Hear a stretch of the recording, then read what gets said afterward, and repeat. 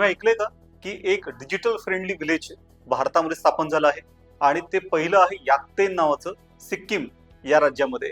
हे काय करतात गावं?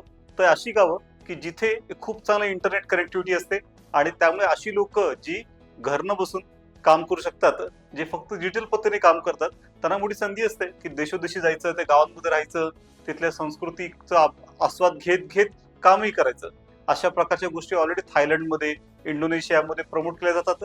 आपल्याकडे काही ठिकाणी असं गोवा, बेंगलोर, उदयपूर या ठिकाणी अशा प्रकारे डिजिटल फ्रेंडली वातावरण आहे. पण सिक्कीम मधले हे गाव हे पहिलंच आहे.